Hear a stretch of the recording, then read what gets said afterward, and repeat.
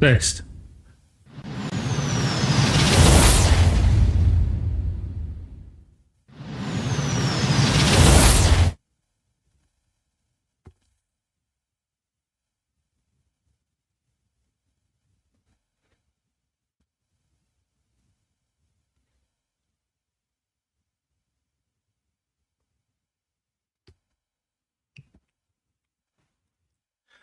AfriKili family, Global Pack Nation, welcome to another edition of the Global Pack Show.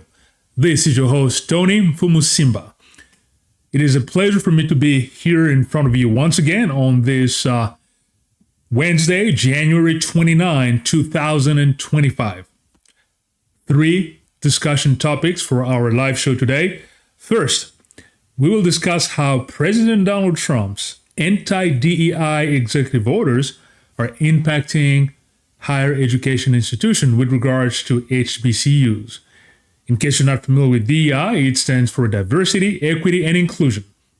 Second topic, we'll see how a Chinese AI company called DeepSeek is sending shockwaves in the United States, but also across the world in the tech industry.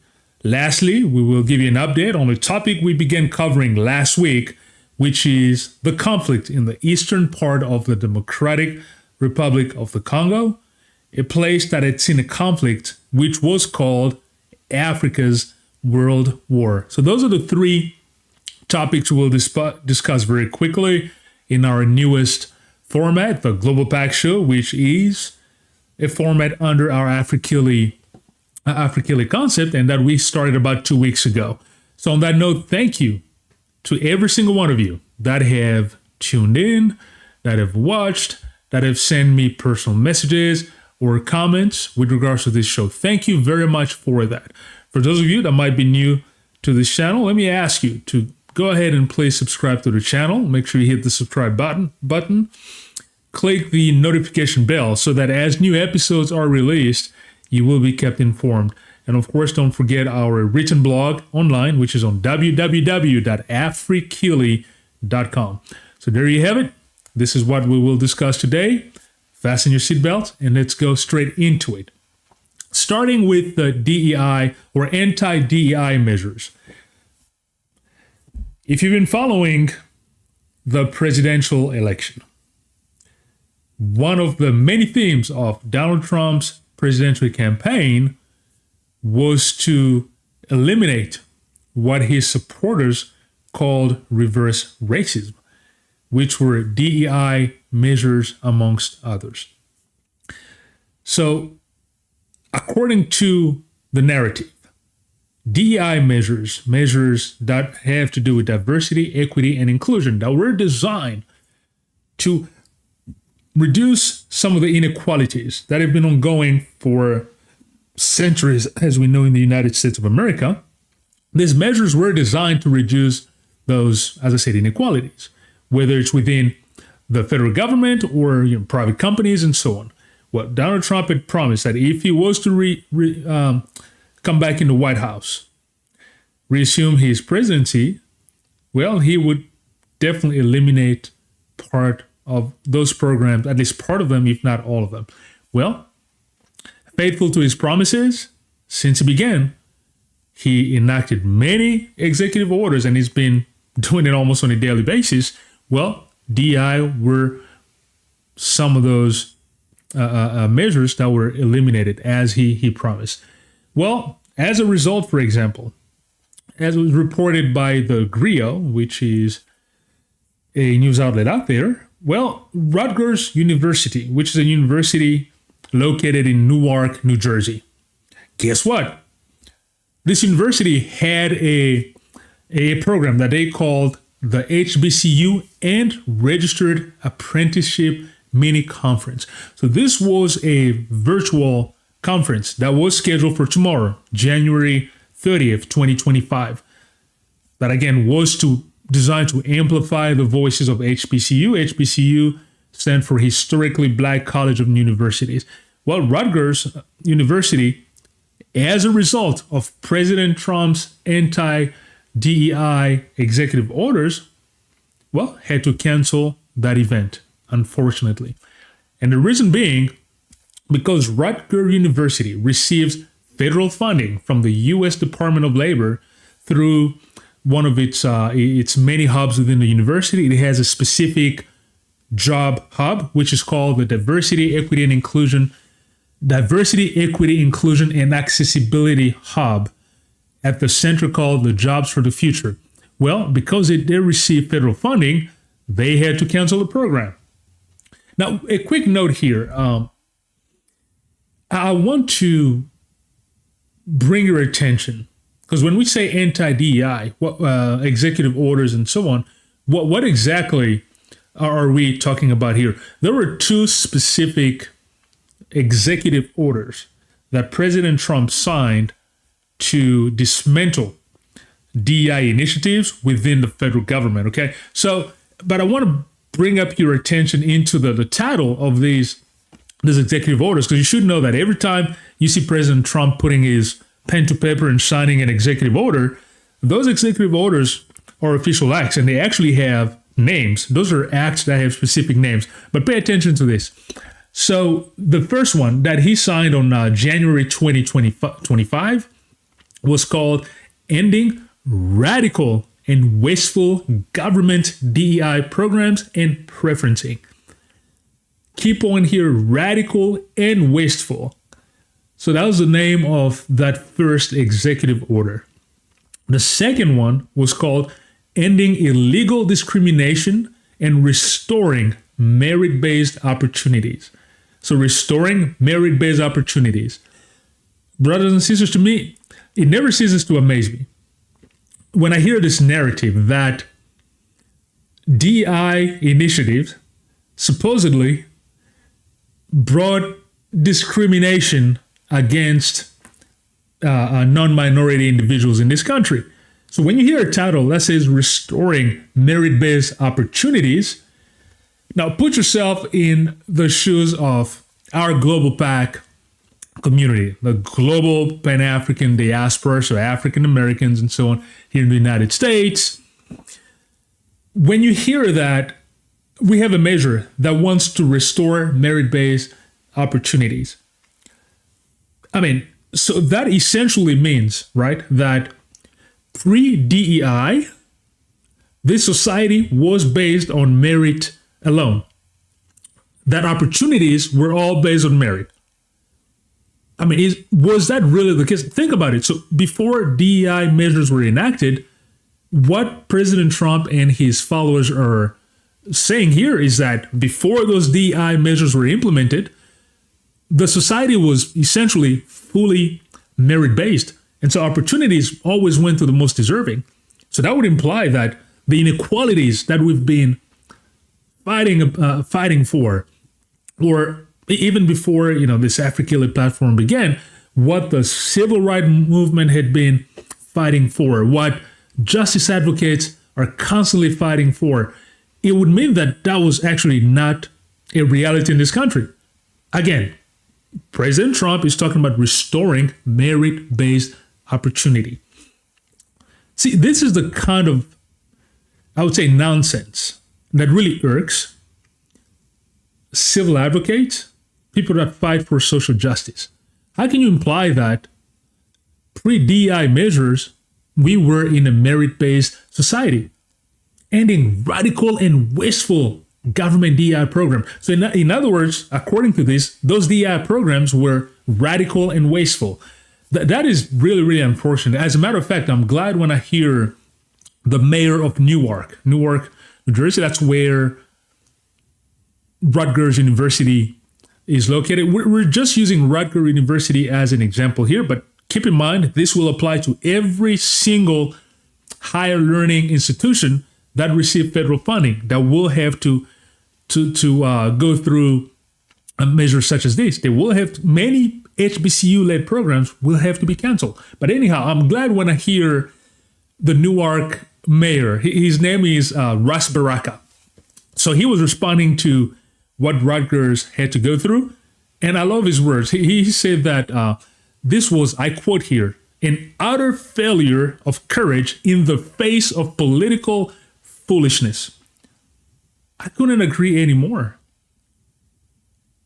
See, these DEI measures are very important in the fight to reduce the inequalities that are that are deeply rooted in our society here in the United States of America.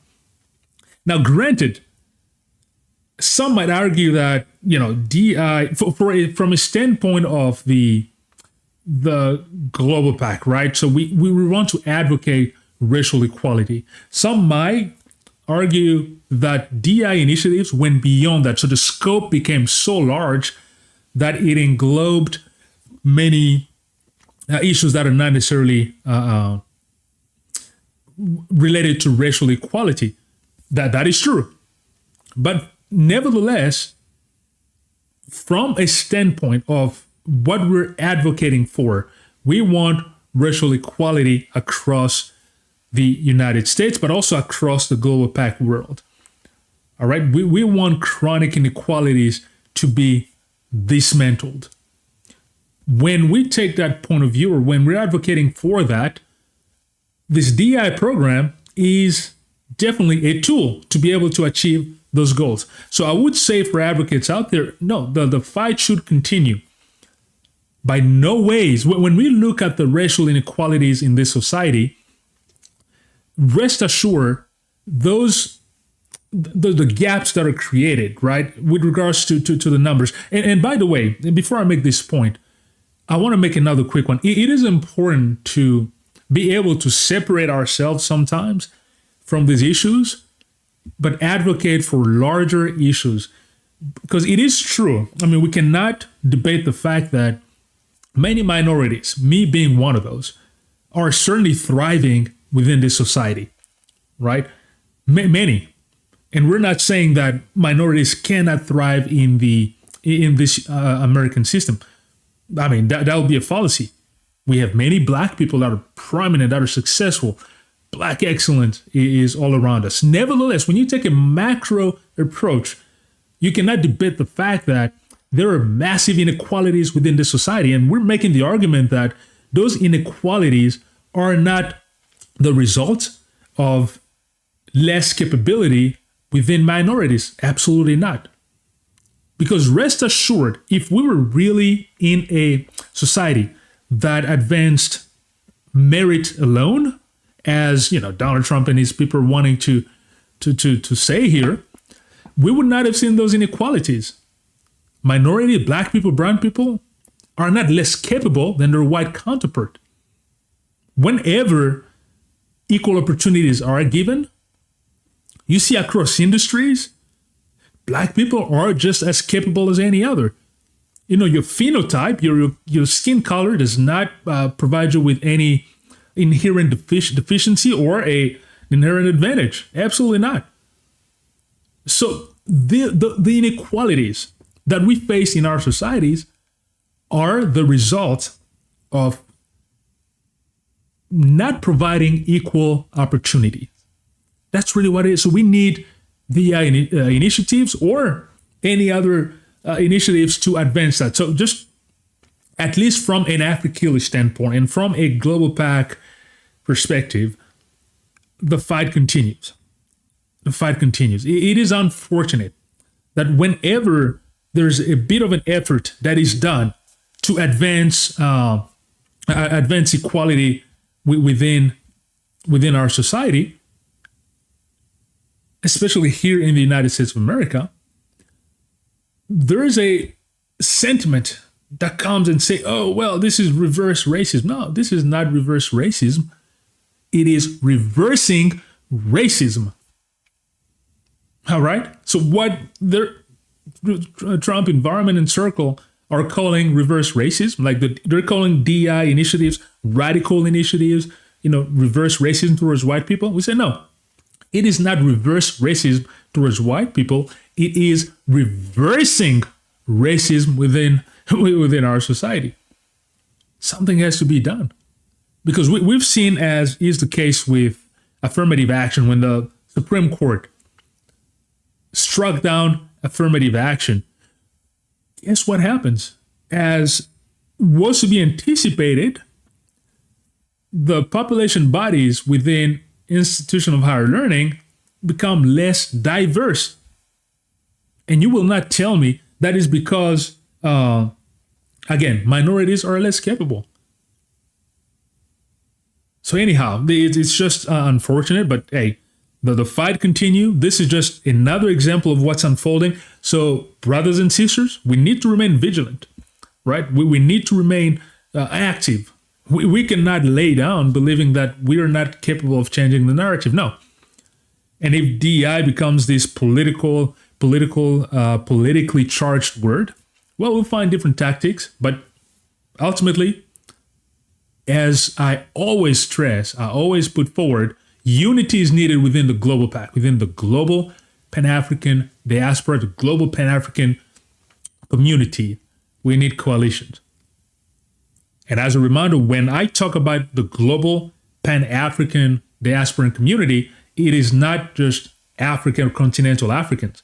In my book, I put folks from African descent within this coalition community. So whether you are an African American, whether you're from the Caribbean, you're from Africa, an immigrant from Africa, first, second generation, you name it, we're all part of this global PAC.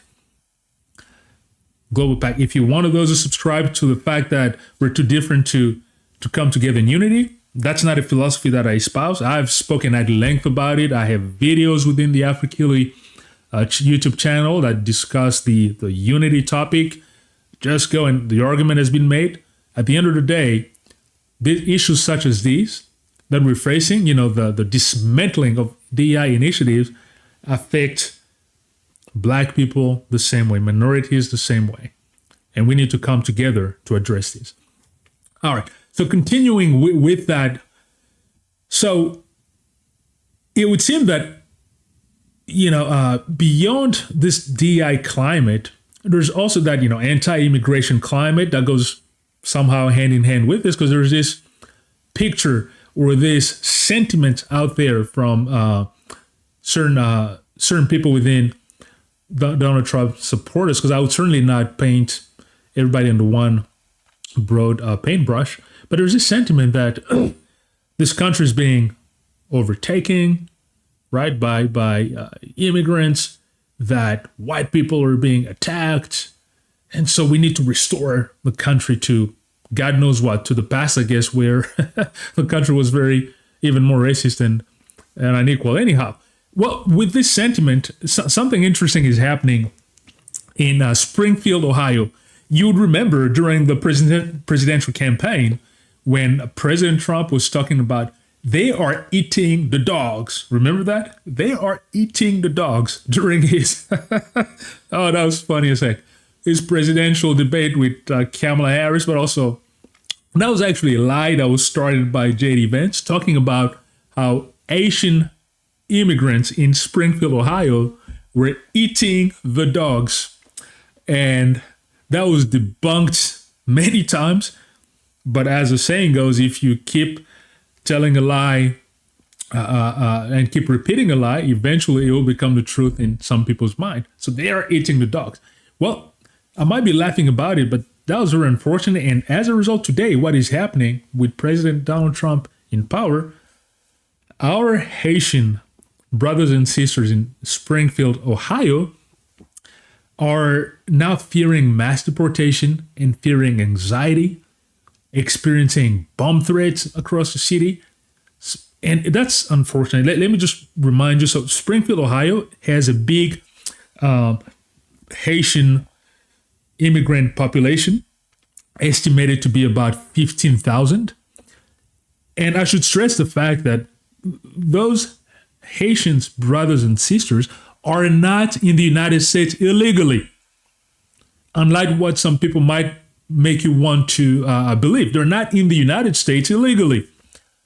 Okay? They're here legally as part of something that is called TPS, and TPS stands for Temporary Protected Status. It is an immigration status that is given temporarily, granted. It's not a definite permission to or authorization to stay in the United States, but it grants you legal status for a certain amount of time. So those Asian immigrants in Springfield, Ohio are not in the United States illegally. So if somebody tells you otherwise, they're lying. All right? They're covered under the legal TPS program. But now, unfortunately, now this program for those Asian immigrants is supposed to expire next year, all right, in 2026. But already, these brothers and sisters now, as a result of Donald Trump coming in power, and there's this sentiment, this radical extremist, and I would say racist sentiment that is prevalent, that is now affecting that community. Churches are reporting how many of the Haitians are going, seeking solace into churches. They're getting guidance on how to respond to federal agents' encounters.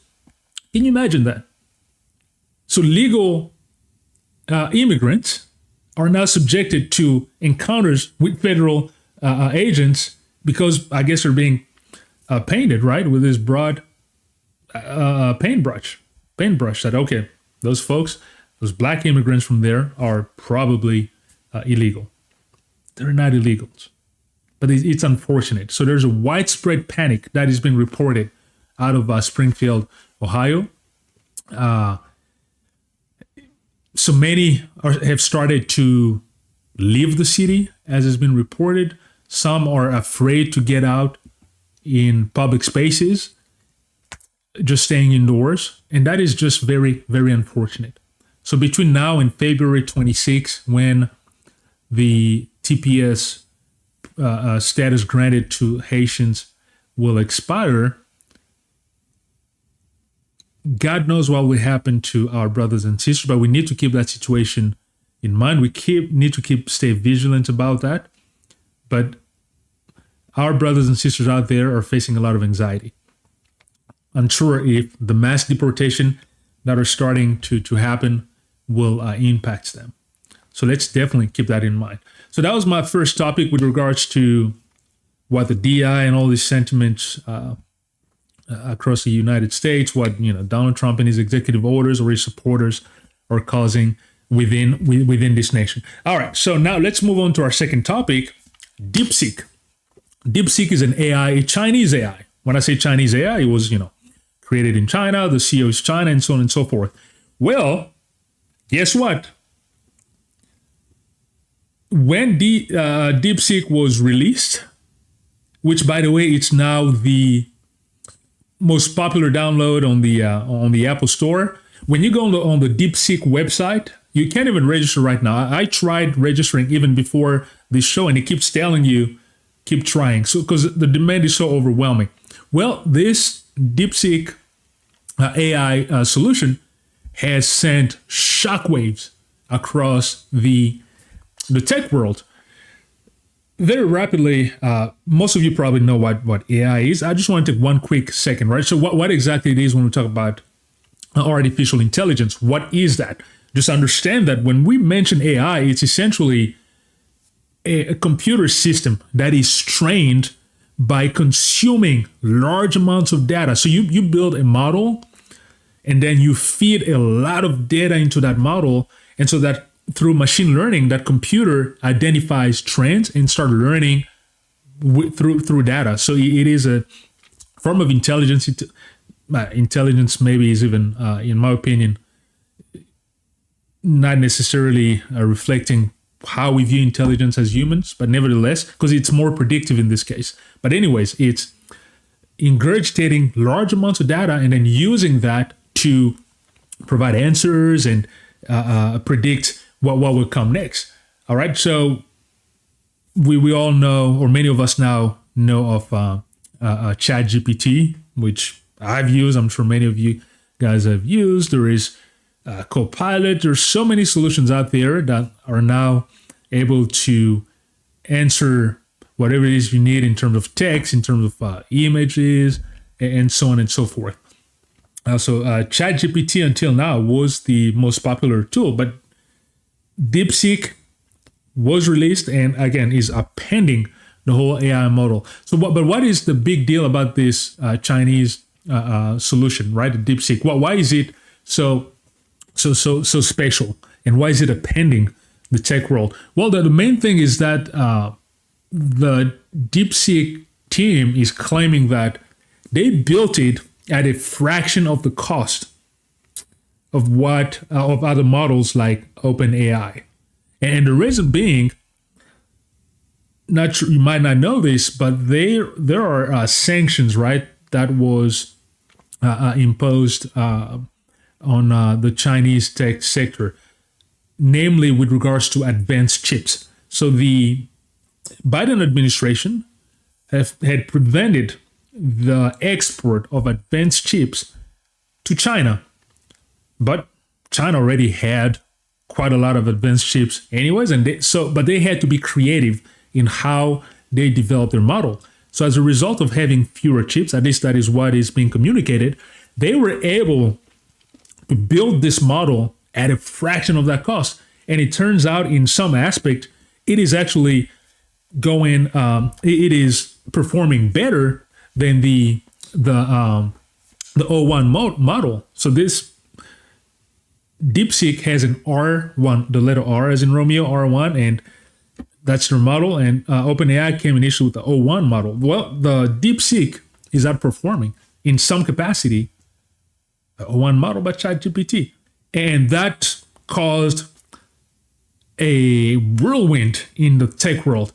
If you look at NVIDIA, for example, they lost a massive amount of their stock price when this was announced, because people are now saying, oh my, look at this new Chinese AI is out there at a fraction of the cost. So all the profitability projection that we have set forth might not be necessarily true, because if you need less chips, then maybe NVIDIA will not have to sell as many chips as was projected. Anyways, in the financial world, in terms of valuation and projection, a lot of bubbles are involved, and stock price is not always an indication of true economic value anyways. But just understand that there is a big upheaval, and NVIDIA's stock price took a massive hit because of this news.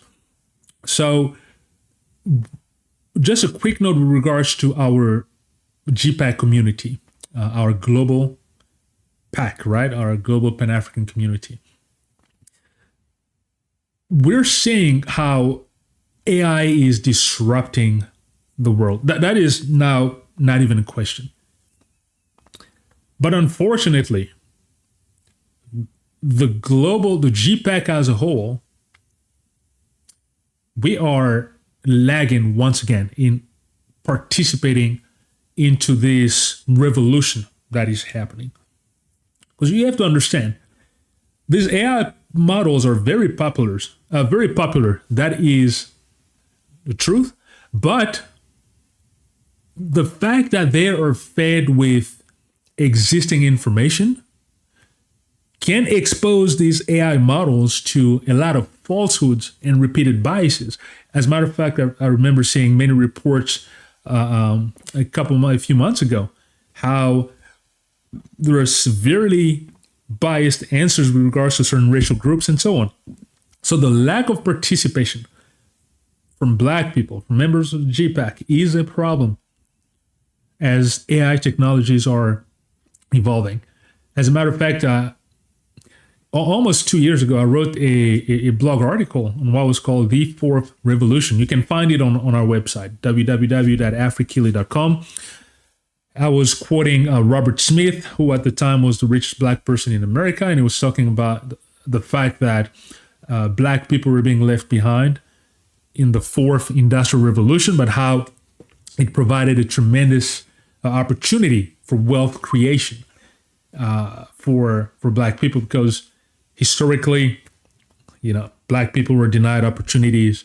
Obviously, in the United States, from the founding of this nation, went through the whole civil rights movement. So we have generational wealth where, Black people and, brown people were being left out. But now with this technological revolution, there are opportunities, massive opportunities for wealth creation. And that is indeed the case, because we look at market trends. The digital economy is accelerating. So people who are able to design solutions that will take any industry or any environment will be able to take that and move them from an analog world into the digital world, well, you're well positioned to create a lot of wealth in the long term. So this technology is providing, again, a tremendous wealth creation opportunity, financial wealth creation opportunities for Black people, for members of the Global PAC, for minorities. But we need to participate. And unfortunately, the numbers are not too encouraging, because Robert Smith was mentioning the fact that even in HBCUs that are very instrumental in training the next generation of professionals, of STEM professionals and so on, many HBCUs were lacking the appropriate digital and broadband connection. There was a digital divide that had to be restored. So a lot of work has to be done in that aspect. But not only in the United States, you look at even in Europe. Across Europe, I was looking at the Black participation in the tech world, where you had, in countries such as the UK, less than 5% of the workforce in the tech world was Black. So that's a problem. I'm looking at the global South, Africa, Caribbean, and so on. What is called the global South, right, in terms of geopolitics. There are massive infrastructure gaps, electricity, and so on, to be able to fully take advantage of this technological revolution. Nevertheless, I would say that in Africa, when it comes to the ICT sector, right, information communication technology, there are tremendous business opportunities also. The sector is only projected to grow. You have countries such as Nigeria, Kenya, South Africa leading the way. But the ICT sector in general is one we need to keep our eyes on. And if you're part of the G-PAC, the Global PAC, whether you are in the Caribbean, whether you're in the United States of America, you're obviously in Africa on the continent, that's a sector that is worth investing in, pulling our resources, doing it strategically in an intelligent way, but that's a sector that will only be called to grow. So that's another possible avenue. When we talk about the global wealth, the global wealth gap, right, or the wealth gap across the G-PAC around the world, when you look at frontier markets, emerging markets, they provide an opportunity to really have a tremendous upside by investing intelligently, by creating coalitions. Again, G-PAC, Global PAC, right? Global Pan-African Community Coalitions. So we need to create coalitions and invest intelligently. Africa is a tremendous wealth building opportunity, but also look at the Caribbean, so just the global South.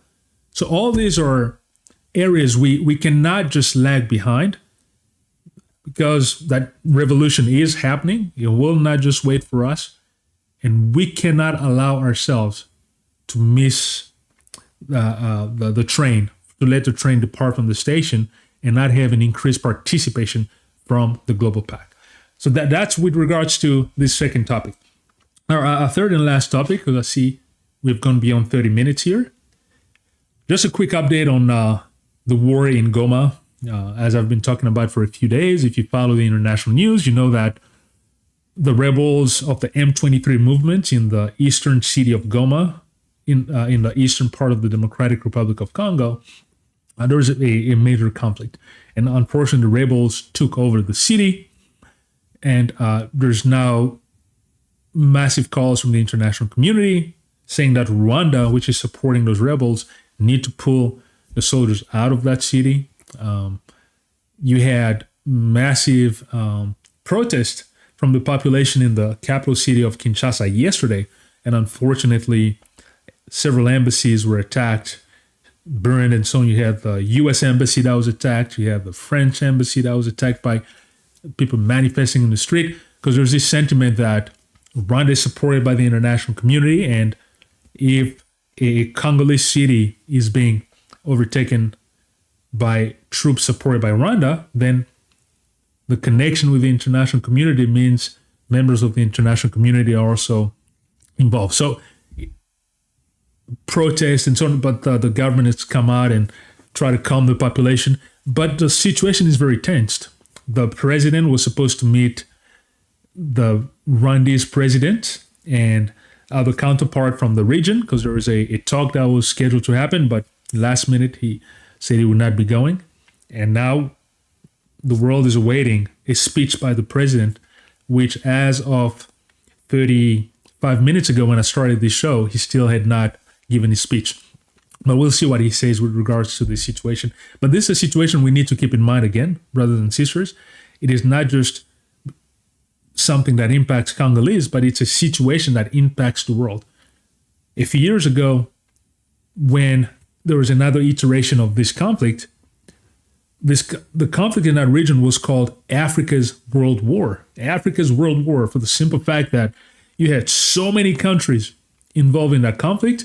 There are so many interests, but just understand that so many different countries have their hand in the eastern part of the Democratic Republic of the Congo because it's a mineral-rich part of the world with the strategic reserves, with rare earth and so on. It's so the minerals that we need for our technology, our transition. So what is happening in that part of the world directly impacts the energy transition across the world. I mean, I just spoke about the AI transition, the AI revolution, the tech revolution before I spoke about Goma. Well, all that technology needs, in part, minerals that come from the Congo. So the more that region can thrive, the better it will be for humanity. So we need to keep an eye on that. So that's that. I will end up here because, again, we've been discussing for a long time. I mean, 2 weeks into this global, this live format, and I'm still working on keeping this show under 30 minutes. Now it's been, my gosh, 37 minutes. I think it might be the longest I've gone with this live. Hey, maybe I need to be less elongated, but let me know what you think, right? Give me a thumbs up if you think I'm doing a good job. Give me a thumbs down if you think I'm not doing as good a job. Give me your comments. Let me know how to improve. Tell me what you like, what you do not like, topics you may want us to cover. And also still working on that interview that we'll be bringing to you. Our first interview will be with an entrepreneur who's prominent in the tech sector, and will tell us about his journey, about how to also succeed within the tech industry in the United States. He is an African American individual. All right, to end the show, I will end with a quote, as has become our tradition. So I will bring you a quote today from Wilma Rudolph. So Wilma Rudolph was the first Black athlete to win 3 Olympic medals. And she was an Olympian running the 100-meter dash, the 200, the 4x100. She was known as the fastest woman in the world in the 60s. It's a woman who was born with polio and had to overcome tremendous adversity until she became an Olympian. So she's a very inspirational person. So the quote from her says that, "Never underestimate the power of dreams and the influence of the human spirit."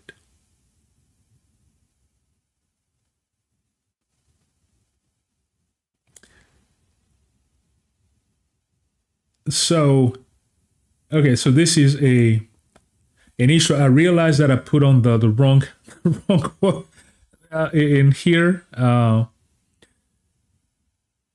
So I will hide this. This is the wrong image. That's not what I meant to display. Well, that I will just read you her quote, and then there you go. This is part of, as we're learning here how to manipulate this live tools. This is hey, there you go. There's an opportunity for you to comment this phase. But anyhow, so the quote by Wilma Rudolph says, "Never underestimate the power of dreams and the influence of the human spirit. We're all the same in this notion. The potential for greatness lies within each of us." Again, we are all the same in this notion. The potential for greatness lies within each of us. Yes, I strongly, strongly believe that. Members of the Global PAC, AfriKili family, let's understand that we are beautiful people, okay? We are special people. Don't let anybody tell you otherwise. I mean, I know I am and I know you are.